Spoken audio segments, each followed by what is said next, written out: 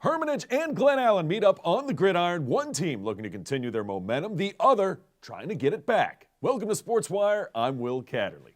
Like two ships passing in the night, Hermitage and Glen Allen came into Friday night's matchup with similar records but different directions. The Panthers started the season off hot, winning their first two games in dominating fashion before losing their next two to Thomasdale and Varina. The Jaguars, on the other hand, lost their first two until knocking off previously unbeaten Patrick Henry for a signature win. The Jags look to build off that success, while Hermitage look to get their mojo back. So to Hermitage High School we go, where Hermitage hosting Glen Allen, and the question of who would seize momentum? Well, early and often, it was the Jags. First quarter highlights, William the First Noel runs right for a good gain and a first down. He had a big night for the Glen Allen Jaguars. Then Milwitt, the quarterback, finds Adrian Mosley good for a first down with a lead to this. It's Moss time. Xavier Moss to pay dirt. He finds the end zone. Touchdown, Glen Allen. Jaguars with an early 7-0 lead. Meanwhile, Hermitage wasn't having a problem offensively except for, you guessed it, turnovers. And Glen Allen, give their defense credit, they forced some as well. Big sack, big hit on Kayron Burton. Leads to a turnover, and it would lead to this. Good teams turn turnovers into points. Glen Allen looking like a good team in the first half. Second touchdown of the night already for William the First Noel. Touchdown Glen Allen. It's now 14-0. Second quarter switching sides. Milwitt. You saw him do it with his arm, now do it with his legs, and he'll point. Yup, first down. We'll lead to this. Milwitt, roll out. Here's a moment of good defense from Hermitage, number 9.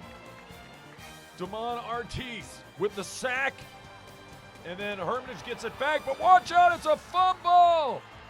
The opportunistic Glen Allen defense takes over inside the Hermitage 10-yard line. This would be a big moment because the Hermitage defense would stand tall and did not allow Glen Allen into the end zone. Remember the goal line stand, but also remember that Hermitage's offense kept giving the ball back to Glen Allen's defense. The ball is intercepted. Jags in business again as number 7, Christian Robinson Clark, puts Glen Allen in great field position, and then Milwitt knows what to do with it. Throws it deep to the corner of the end zone. Touchdown, Glen Allen.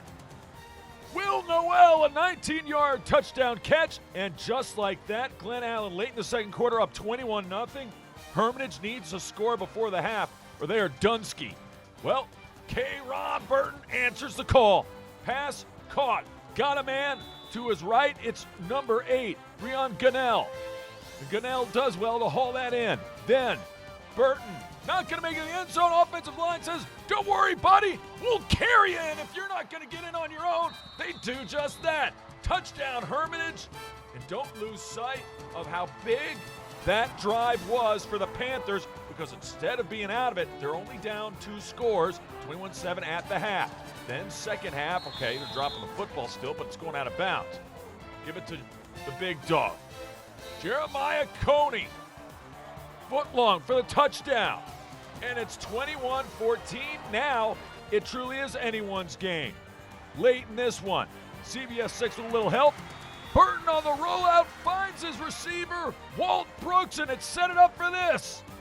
Braden McGinnity for the winning field goal as time expires. He got it. He got it. He did it last year against Patrick Henry. He does it on the final drive for Hermitage in this one against Glen Allen, and they erase a 3-touchdown deficit and come all the way back to win it 24-21. Meanwhile, an old rivalry was renewed at Freeman as the Mavs hosted Mills Godwin. Last season, Freeman was undefeated until the Eagles beat them at home 21-7. Fast forward to 2022, and once again, Freeman came into this one unblemished, with those pesky Eagles looking to upend Freeman. If the Mavericks wanted to have a different ending this time around, they'd have to overcome a less than stellar first half. And I gotta tell you, there's some stadiums you go to where fans just do not pack the house. Forget about it here at Godwin versus Freeman. There was not a parking spot to be found. I don't know how I parked in this one, to be honest. driver's ed parking lot somewhere, illegally parked probably. But the fans pack the house, absolutely. They get ready for this one.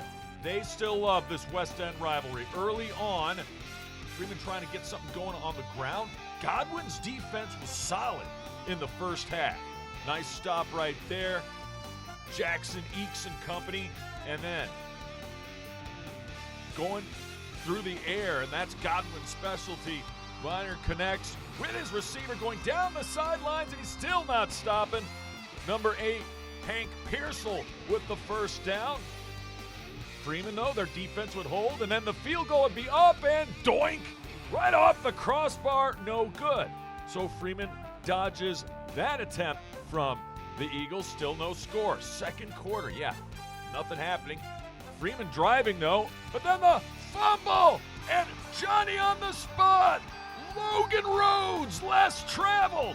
Well, he's going to travel a long way. 78 yards to pay dirt. Touchdown, Godwin. Fly, Eagles, fly. And the Eagles do just that. They capitalize on the takeaway, and they score a touchdown. Still first half. Freeman has to punt. It's blocked. So the special teams and the defense getting Godwin points. They would have a 6-0 lead. So what do? After a block punt, you go for the big play, but it's double covered. Much to Freeman's credit, this could have been worse for them. Instead, intercepted by Jake Lohman. And then the defense gets going again later. This time, number 33, Jason Abbey. As I said, a 6-0 score only at the half. Second half, completely different ball game. Freeman, quote-unquote, flipped the script. From the opening kickoff, number 13, Rodri McWilliams. Mick takes it inside the Mick 25 of Godwin. Deep in Eagle territory would lead to this. A couple plays later, 1-yard touchdown plunge from quarterback Ryan Bland, making things spicy. And guess what? Just like that, as well as Godwin played in the first half, only scoring 6 points. Now they trail Freeman, by 1. Godwin with the ball back. Freeman's defense corralling the quarterback. They get to Daniel Wiener, and they take him down. The sack. Then a little tricky Mavs here. Fake punt called and executed to perfection. Number 34, Danny Medina Barrera with a reception inside the Godwin 10, and that would lead to this. Another 1-yard touchdown plunge by quarterback Ryan Bland. Again, making it spicy, and Freeman now up 2 scores. It is a 14-6 ball game. Could the Eagles come back? Viner trying to find his way. Instead, he finds the wrong jersey. It's intercepted. Miguel Martin getting Miggy with it, with the INT and the pick, setting up Freeman's offense. Two-headed running back Kevin China taking it all the way to the house. Touchdown, Freeman. And everything is just snowballing Freeman's way. And the Mavs, with the 21 on the helmet, 21 on the jersey, they're up 21-6 later. Fourth quarter now. Godwin with a chance? No. It's intercepted once again. This time Jefferson Meade, number 4, doing the honors for Douglas Freeman. And still not finished. Give it to Miggy. Miguel Martin, touchdown. Mavs, they were down 6-0 at the half, and they rolled 28 unanswered points against their arch rivals in the West End. And just when Godwin thought they might score just before the end of the game, one more interception. The defensive backs 8 in this one. Rodri McWilliams with the McPick. And Freeman wins this one going away. 28-6, they stay unbeaten at 5-0. Well, we hit the links when we come back. It's regional tournament golf at Meadowbrook Country Club as several Henrico teams battle it out to advance to states. Plus, we head to the East End as Highland Springs plays under the Thursday night lights in football as they take on Henrico. Highlights are straight ahead. Takeout meals for just $12.99. Call now. Sherry Pearson.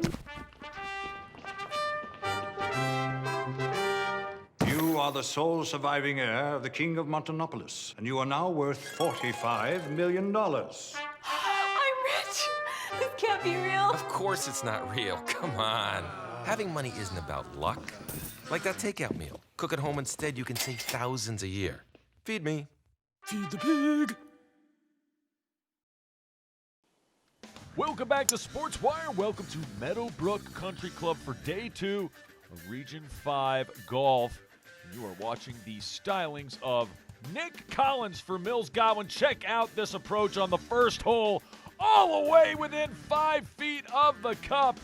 Believe it or not, he would miss the putt and have to two-putt there, but still, unbelievable job by Nick Collins on the very first hole.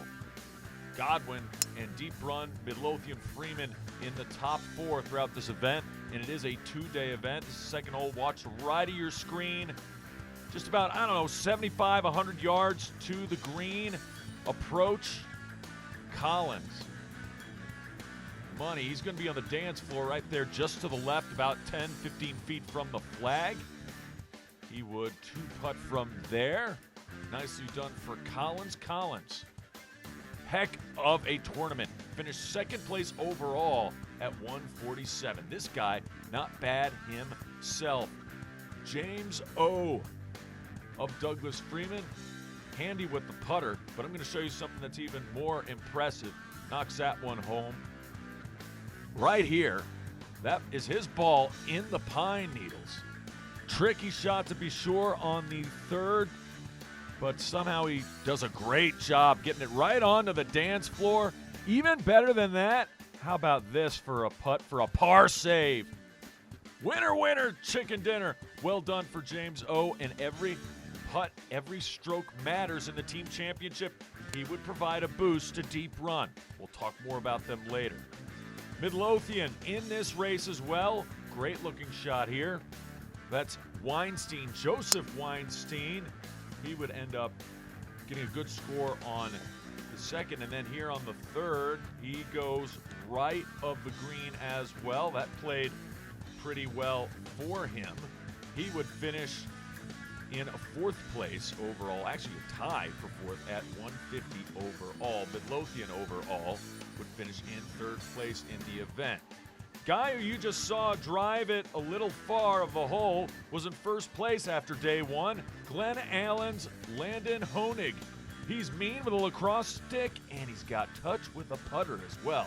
Nicely done for Honig right there. He didn't hold on to the lead after day 2 was over, but still posted incredible numbers. Honig advancing to the state tournament with an overall 154 for the tournament. Was not bad with the putter either. When he missed by just a little and finished off. You weren't seeing him 3-putt often. It was 2 or 1. Clover Hill had a heck of a golfer right here. Check out that long drive. Michael Wilson on the approach, and he's going to drop it like it's hot on the dance floor.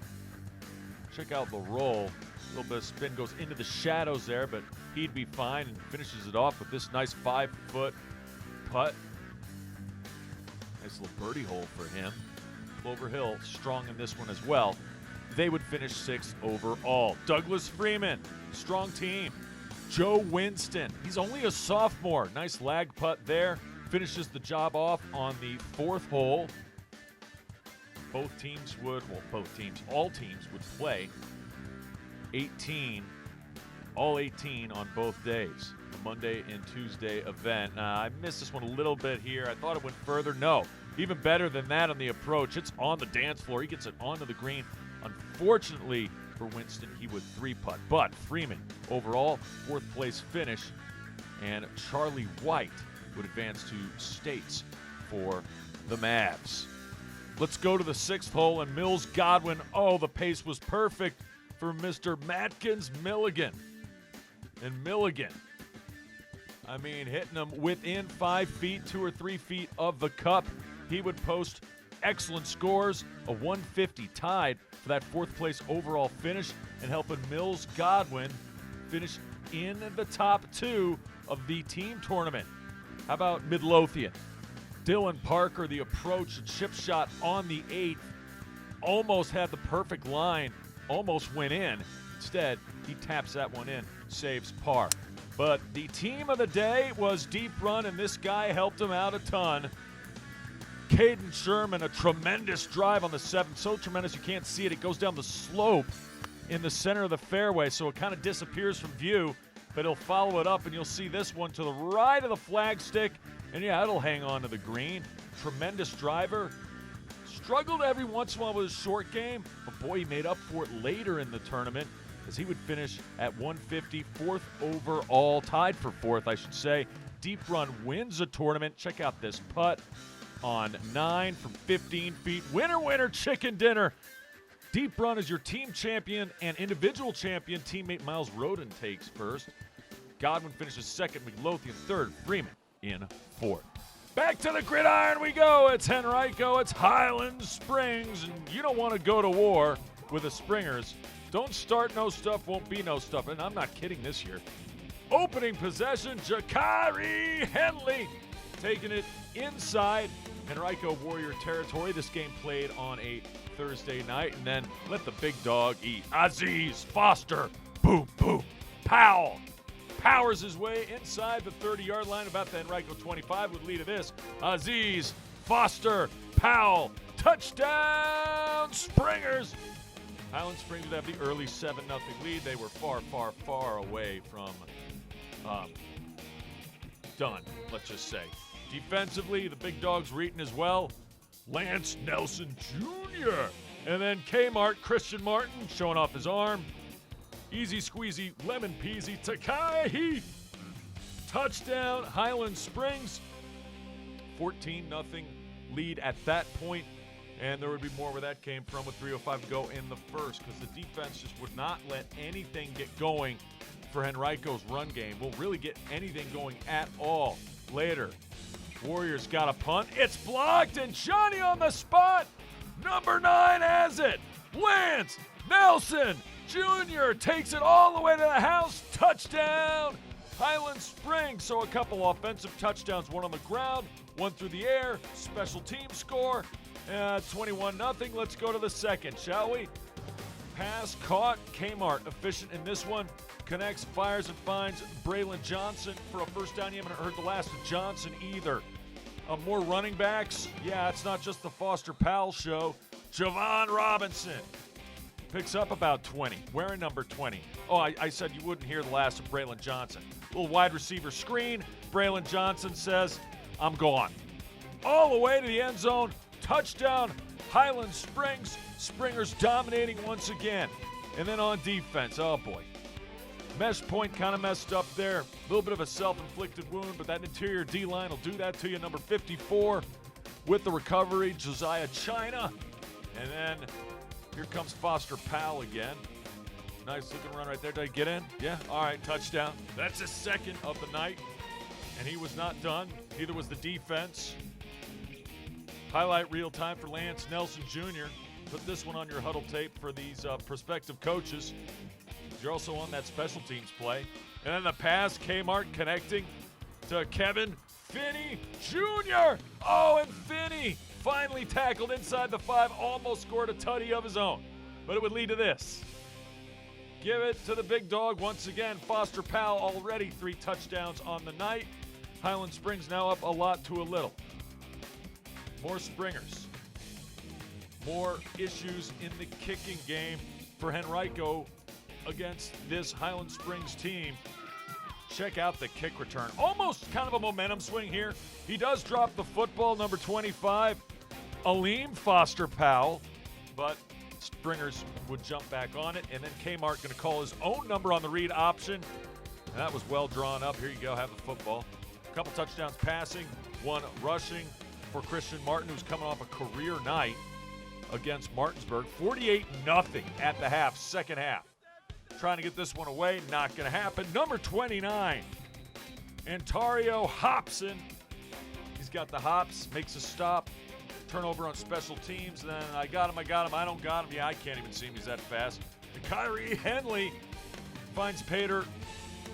He scores a touchdown. Springers taking care of business. And then some backups getting in, getting some SportsWire Highlight time, number 53. Nice job wrapping up Timothy Jones.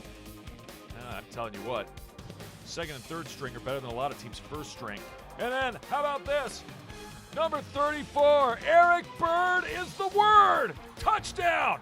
And yeah, he crossed the plane before he lost the football. Nice long touchdown run for Bird. And Highland Springs, yeah, that kid's excited. He wants to be on camera as well. And who doesn't? Even a nice light show as the fourth quarter started. All Springers in this one. 61-0, the final. That's the most points they've ever scored on Henrico.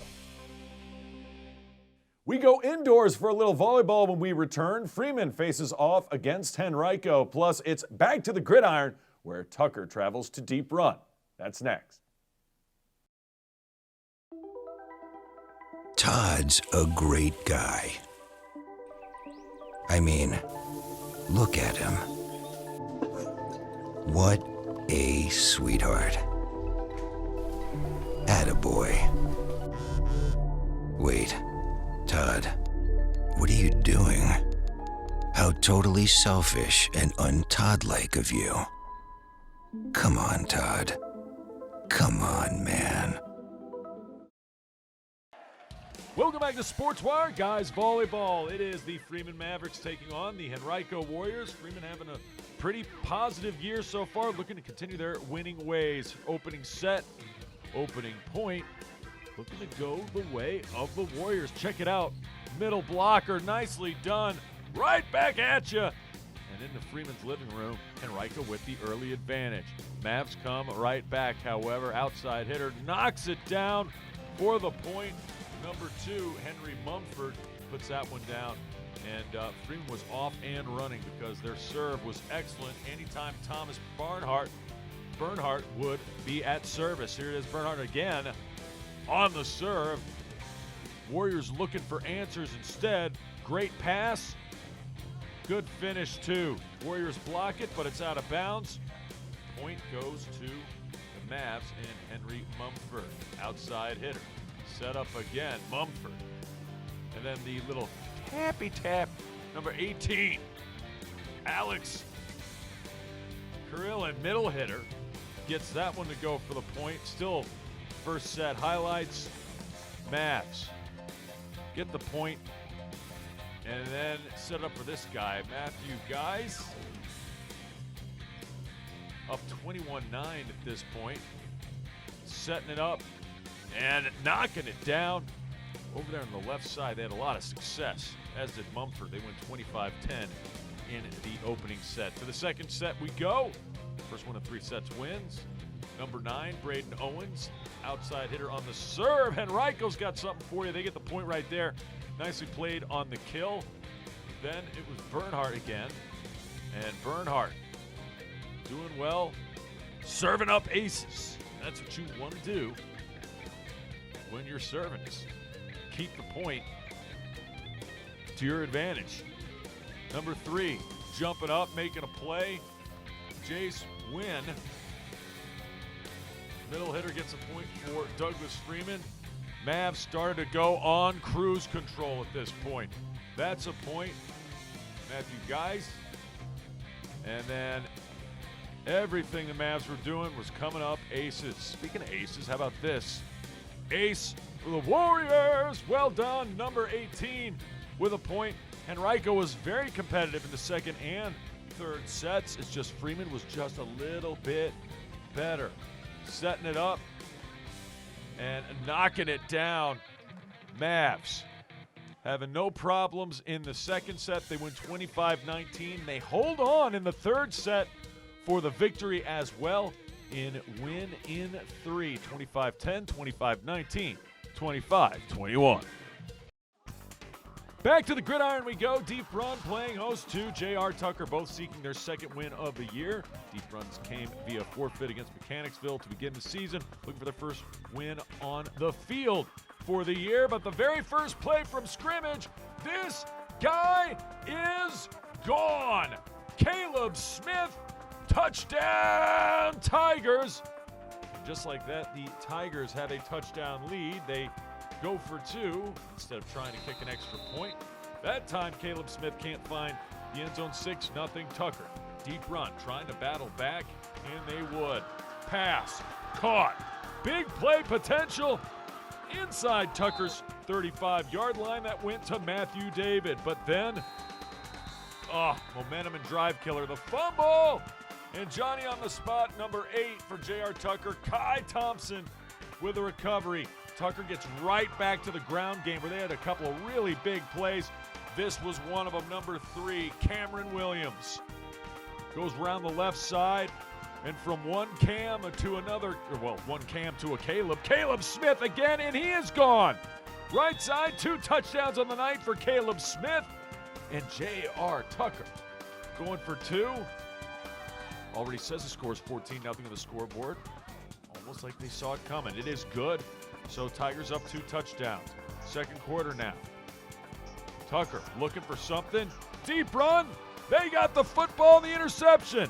It's Phillip Dube who picks him off, and then Wildcats try to get something going, but pursuit in the backfield, number 8, Kai Thompson making his presence felt. Defense getting into the face of the receiver, or of the quarterback again, I should say, and it would lead to this. The interception could not quite take it the distance. Tigers going for the field goal. As Deep Run's defense held, that would be no good. Short and wide. Later, wobble going for a deep pass. Wildcats had plenty of great moments in this game. This is one. Vaughn Cupp with the INT. So that stops that drive. And then Tigers say, well, let's just stay on the ground, but it's a fumble! And this guy was everywhere. Number 23, Colby Taylor, the guy can play. Makes a big play there. You haven't heard the last of Taylor. Here comes Taylor again. Colby Taylor to the house. Touchdown. Wildcats. Just like that, we've got ourselves a 14-7 ball game. But Tigers trying to come back once again. I said Colby Taylor's everywhere. Makes a great open field tackle there. Saved a big play from developing from the Tigers offense. Second half now. Screen pass. Nobody in arm's length of Cameron Williams, and he takes to the house for the touchdown. Interesting call here. There is a flag on the field. They called Tucker for holding. The ref waves off the flag, says the touchdown's good. The holding didn't have an impact on the play. Coach Mulnex is like, yeah, but it's a hold. Like, you can't just pick up the flag because the hold happened somewhere else on the field, can you? I don't know. Anyway, they pick it up. Deep Run's detriment. That touchdown for Tucker would stand. Wildcats trying to come back. Nice pass here. Guess who? It's number 23, Colby Taylor. What does he do? He gets tackles. He catches touchdown passes. He recovers fumbles. He gets the fans beating on trash cans. He does it all, folks. And then the Wildcats perfectly executed. Best onside kick. Guess who? Colby Taylor. But you cannot advance an onside kick. So, could have gone for 6, but not by the letter of the law. Okay, well then, we'll just run the football then. Guess who? It's, well, in this case, it's number 21, William Colsunas. Touchdown, deep run, but it was too little too late. Tucker wins it 20-14. Hungry for it. The coach told me in practice, be ready. I was in a rotation for Q, so I just had to be ready. I won't shock, just had to be ready. It's football. Been doing it since I was like, 7, 8, and new. That's all we got to do. That's it. It won't just me, that's all I'm going to say. We had a lot of other players, Cam Williams, Johnny Patrick, who carried the game. I was just so happy to be in that situation, get them 2 tugs. That's it. Verina gets more than 2 tutties against Mechanicsville. They remain undefeated. They win 34-3. Remember, if you have questions or comments about the show, just send me an email to this address, sportswire@henrico.k12.va.us, and you can always follow us on Twitter. I can't wait to see ya next time on Sportswire.